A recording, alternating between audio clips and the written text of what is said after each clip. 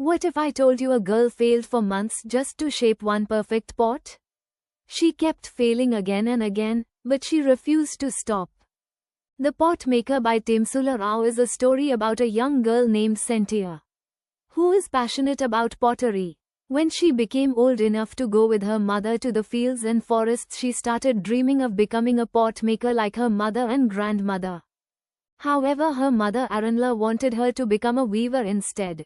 Cynthia even requested the expert potters to teach her. They found funny as she was a very small kid and thought that she would soon lose interest in craft. One day Cynthia overheard her mother talking about she wanted Cynthia to learn weaving as it is not exhaustive and messy like pot making.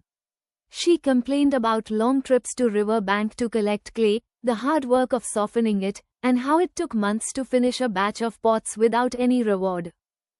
At the same time, she said that if Cynthia learned weaving she could earn more money.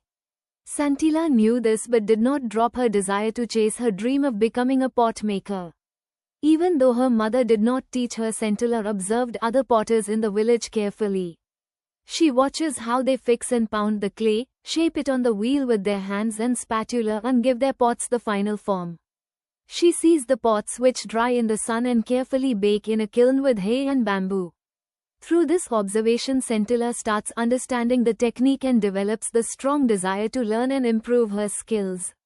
Cynthia kept observing secretly and it became topic of discussion in the village.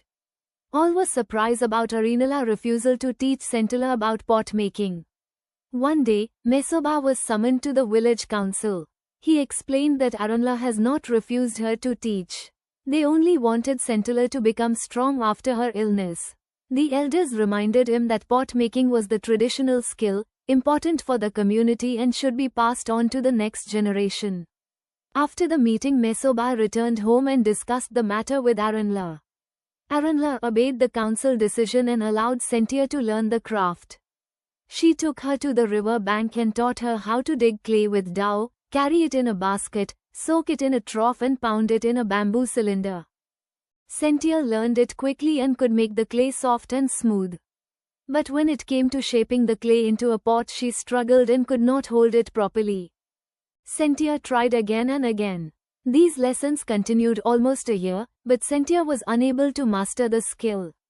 Next year, when Cynthia had grown older, she was sent for few nights to stay in girls' dormitory which was looked after by Onula. Onula knew about the difficulties in Cynthia's family and wanted to help her. One evening when other girls went to attend a musical program, Onula saw Cynthia quietly taking clay and try making a pot. Cynthia was tensed to shape the clay correctly. Feeling disappointed and hopeless, Onula came and comforted her. She said that she will help Cynthia to make a perfect pot. She made a beautiful pot herself and then asked Cynthia to try again. However, the mouth of the pot was not shaped correctly and advised her to watch her mother carefully next time.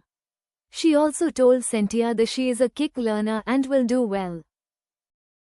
Cynthia observed her mother's hand movement carefully, how she used her left hand and spatula and made a perfect pot.